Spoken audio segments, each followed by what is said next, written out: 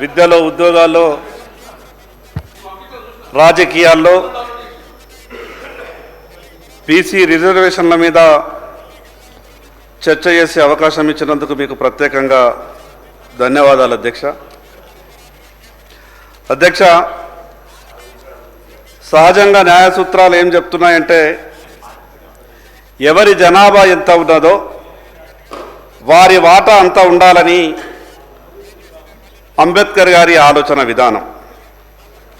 కానీ పరిస్థితి ఏమైందంటే అధ్యక్ష, చర్చ మొదల్లోనే మేము ఇంత చేసినామని టీఆర్ఎస్ పార్టీ చెప్పే ప్రయత్నం చేస్తే మేము అంతకన్నా ఎక్కువ చేస్తున్నామని కాంగ్రెస్ పార్టీ చెప్పే ప్రయత్నం చేస్తున్నది. అంటే ఏమైంది, అందరూ శాకాహారులే, రొయ్యల ముళ్ళు ఎడవాయన్నట్టు ఈ తెలంగాణ రాష్ట్ర బీసీలకు అందరికీ గుర్తొచ్చేటటువంటి పరిస్థితి వచ్చింది అధ్యక్ష. అధ్యక్ష, మేమంతా ఈ భారతదేశం బాగుండాలని, ఈ భారతదేశంలో ఉన్నటువంటి ప్రతి ఒక్కరికి విద్య రావాలని, మేమంతా జ్యోతిబా ఫులే, సావిత్రిబాయి ఫులే వారసులం. కానీ పరిస్థితి ఏమైందంటే మాకే విద్య దొరికేటటువంటి పరిస్థితి ఈ రోజులలో కనిపిస్తున్నది అధ్యక్ష. అధ్యక్ష, ఈ రాష్ట్రంలో దాదాపు 60% ఉన్నటువంటి బీసీలు యంత్రాలు లేనటువంటి సమయంలో ఏ రకంగా యంత్రాలై ఈ సమాజానికి సేవ చేసిండ్రో మీరొక్కసారి సభ ద్వారా మీ దృష్టికి తీసుకొచ్చేటువంటి ప్రయత్నం చేస్తున్నా అధ్యక్ష. అధ్యక్ష, మనం వేసుకున్నటువంటి బట్టలు నా పద్మశాలి సోదరుడు తయారు చేసి మనకిచ్చిండు. నా పద్మశాలి సోదరుడు తయారు చేసినటువంటి బట్టలను నా దర్జీ కుట్టి మనకిస్తున్నాడు. నా దర్జీ కుట్టి ఇచ్చినటువంటి బట్టలను నా రజక సోదరుడు మల్లె పువ్వు తీరు తెల్లగా ఉతికి గంజేసి ఇస్తిరి చేసి మనకిస్తున్నాడు. వాళ్ళు ఇచ్చినటువంటి బట్టలు వేసుకొని అందంగా తయారై మనమంతా అసెంబ్లీకి వస్తున్నాం. నా విశ్వకర్మలు పడుతున్నటువంటి శ్రమ మీకు ప్రత్యేకంగా తెలుసు. మనిషి జీవితానికి బీసీల వృత్తికి ఏ రకమైనటువంటి అనుబంధం ఉన్నదో చెప్పే ప్రయత్నం మాత్రమే చేస్తున్న అధ్యక్ష. అధ్యక్ష, నా నాయి బ్రాహ్మణ సోదరుడు గడ్డం తీసి క్షవరం చేస్తే మనమంతా ఇంత అందంగా కనిపిస్తున్నాం అధ్యక్ష. నేనెందుకు మా బీసీలు యంత్రాలై సమాజం కొరకు పనిచేస్తున్నారో చెప్పేటటువంటి ప్రయత్నంలో భాగంగానే ఈ విషయాలు మీ దృష్టికి తీసుకొస్తున్నా అధ్యక్ష. అధ్యక్ష, ఇవే కాదు అధ్యక్ష, ఈ సమాజంలో ఉన్నటువంటి వ్యక్తులు ఆరోగ్యంగా ఉండాలంటే కూడా నా బీసీ సోదరులే కష్టపడి పనిచేయాల్సి వస్తుంది అధ్యక్ష. మనం ఆరోగ్యంగా ఉండాలంటే డాక్టర్ చెప్తాడు మీరు చేపలు తింటేనే ఆరోగ్యంగా ఉంటారు, బాగుంటారని. ఆ చేపలు తీసుకురావాలా, ప్రాణాలకు తెగించి వాగుళ్ళల్లో, చెర్లల్లో ఆ చేపలు పట్టేటప్పుడు నా గంగపుత్ర సోదరుల, ముద్రా సోదరుల ప్రాణాలు కూడా పోయినాయి. కానీ వాళ్ళు మాత్రం చేపలు పట్టి తీసుకొచ్చి మనం ఆరోగ్యంగా ఉండడానికి తినిపించేటటువంటి ప్రయత్నం చేస్తున్నారు అధ్యక్ష. అధ్యక్ష, 100 సంవత్సరాల నుండి నా కుమ్మరి సోదరులు కుండలు తయారు చేసి మట్టి పాత్రలు ఇచ్చి, ఆ రోజు మిగతా పాత్రలు లేనటువంటి సమయంలో మట్టి పాత్రలు ఇచ్చి, చల్లటి నీళ్ళ రంజన్లు ఇచ్చి, చివరికి మనిషి అంత్యక్రియలలో కుమ్మరి కుండ లేకుంటే మనిషి దహన సంస్కారాలు కూడా కావు అధ్యక్ష. అధ్యక్ష, ఈ ఉదాహరణలు బీసీలు ఈ సమాజానికి తాము కరిగిపోయి సమాజానికి ఎంత గొప్ప సేవ చేస్తున్నారో చెప్పే ప్రయత్నం మాత్రమే చేస్తున్నా అధ్యక్ష.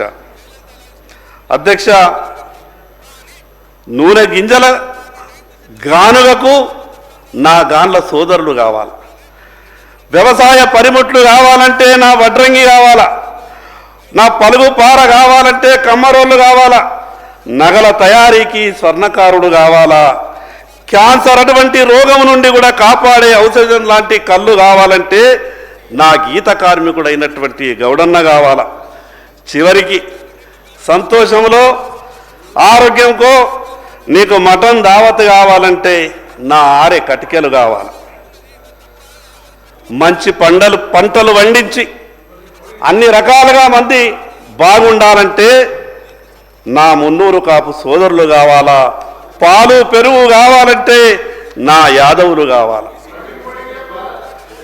అధ్యక్ష, మనం కూర్చున్నటువంటి అసెంబ్లీని చెమటోర్చి కట్టిన నా ఉప్పరోళ్ళు అసెంబ్లీని కట్టడానికి రాళ్ళు కొట్టిండ్రు. నా ఒడ్డెర సోదరులు ఈ అసెంబ్లీకి రాళ్ళు మోసిండ్రు.